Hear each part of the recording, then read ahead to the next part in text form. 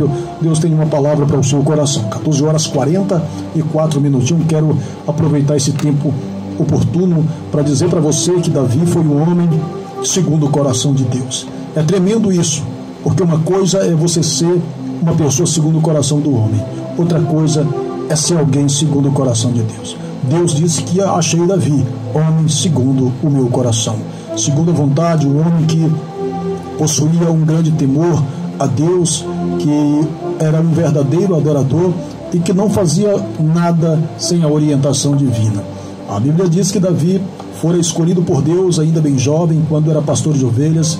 Ali, dentre seus irmãos, que muitos eram soldados, eram enviados para a peleja, Deus um dia enviou o profeta Samuel à casa de Davi, e ali, quando todos os irmãos de Davi apresentaram-se diante do profeta, que fora para ungir o rei de Israel, a Bíblia diz que todos os irmãos de Davi foram descartados da presença de Deus. E então Samuel perguntou para Jessé e disse: porventura acabaram-se os mancebos? Não tem mais nenhum filho teu aqui nesta casa? E aquele homem respondeu a Samuel dizendo: tem o menor, e o menor está no campo apacentando a ovelha. Pelo que o profeta lhe disse: ninguém senta à mesa enquanto o garoto não chegar. E a Bíblia diz que Davi quando ele adentrou a casa, a presença do Senhor tomou aquele ambiente, e Deus falou a Samuel dizendo: é este, ungiu. E daquele dia em diante o Espírito do Senhor se apoderou de Davi, de maneira que Deus veio cumprindo passo a passo as promessas que Deus tinha sobre a vida daquele garoto. Eu não sei o que você está vivendo agora, talvez você está na roça, talvez você está no campo, talvez você está no emprego, no trabalho, talvez o que você esteja fazendo possa parecer pequeno demais e insignificante até aos seus próprios olhos, mas eu quero dizer para você que Deus não te escolhe por méritos, Deus não escolhe você pela cor dos seus olhos, nem pela profissão que você está ocupando.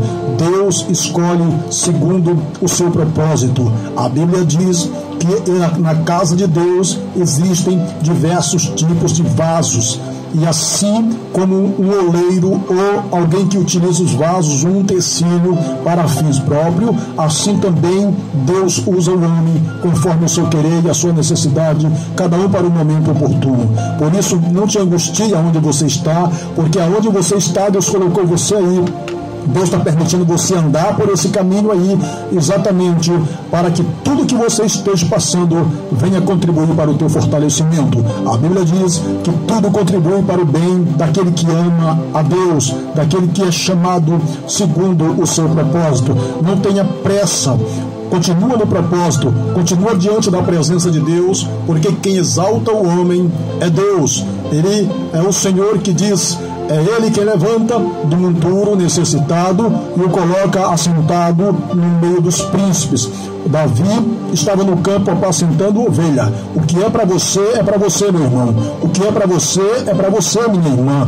Não se preocupa com esse negócio, vão puxar meu tapete, vão fazer isso, podem até puxar, podem até tentar, mas aquilo que parecia ser uma queda, uma desgraça para você, Deus transformará em bênção. A Bíblia diz que é o Senhor quem muda os tempos e as épocas.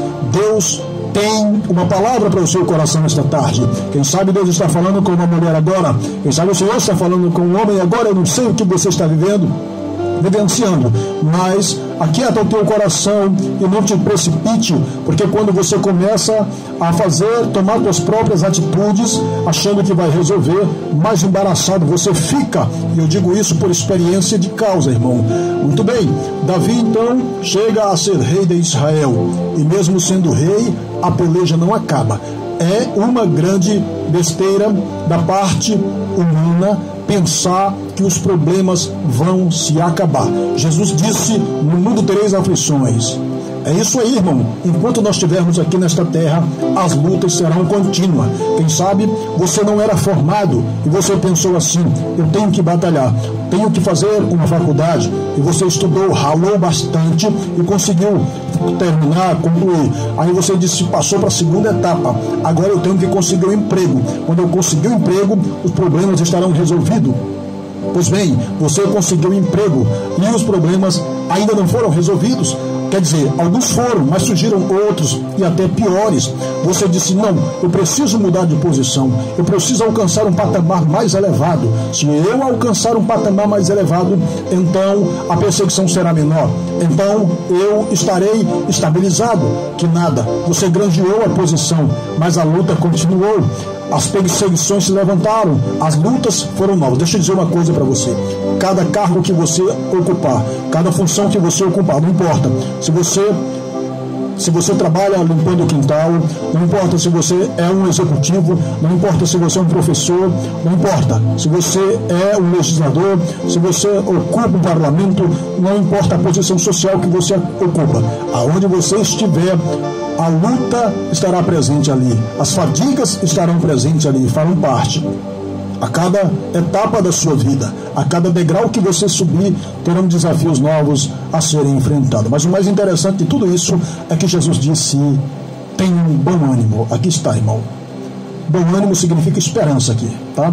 Você tem que ter esperança de ver dias melhores. Jeremias viu Israel sendo cativa, Israel sendo presa, Israel passando por um momento difícil, e Jeremias disse assim: olha, as moças, elas são violentadas dentro da cidade, os velhos são desonrados, os jovens são decapitados, a população, ela está comendo fezes, comendo esterco, a grama secou, e eles pelejam atrás de comida, andam bramando por falta de água e de pão. Mas eu me lembro do dia passado, quando Jerusalém estava no auge da carreira.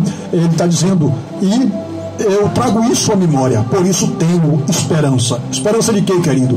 De ver dias melhores. Quem sabe você está doente agora, e aí o diabo vem no seu ouvido, ele usa alguém para afrontar a tua fé e dizer para você que não vai ter jeito, que é o fim, que acabou para você, que é fim de linha, que você pode se preparar porque a coisa vai ficar difícil. Mas eu digo para você uma coisa: não pense isso, não entre dentro desse campo de angústia, de mal-estar, porque isso proporcionará ainda mais desvantagens para você.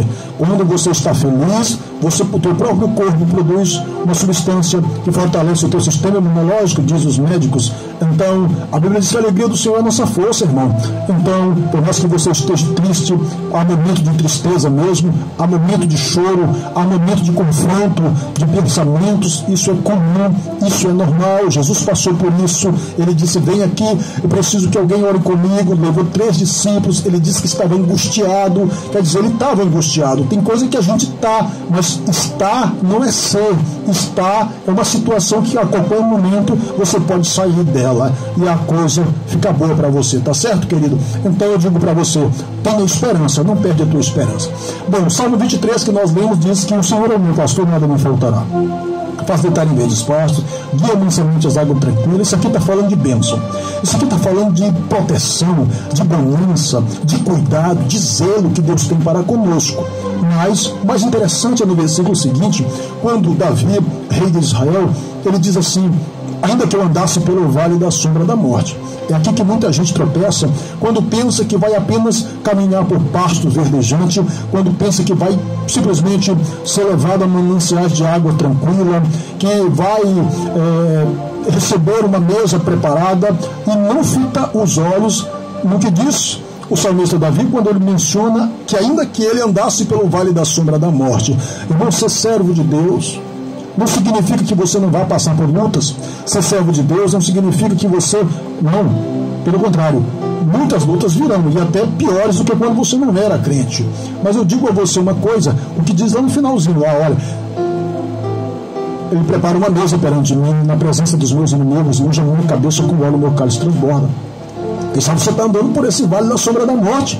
Quem sabe você está vendo seu casamento indo pelo ralo.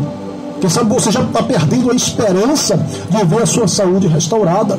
Quem sabe você está pensando assim: poxa, as portas se fecharam, é tempo de pandemia, eu não consigo emprego, a coisa está difícil, eu estou pensando em me mudar desta cidade, ir para um outro lugar. Meu Deus, o que eu faço? É um momento mau, querido. É o dia ruim. E o pior de tudo é que quando chega o dia ruim, meu irmão, todas as portas se fecham. Só tem uma porta que permanece aberta. Qual é, irmão Marlon? é aquela que Jesus disse: entra no teu quarto e fecha também, né, irmão? Fecha a tua porta. Até a porta do seu quarto tem que estar fechada. E entra pelo caminho que Jesus disse: e orai ao Pai que vê em secreto, e o Pai que vê em secreto te recompensará. Eu quero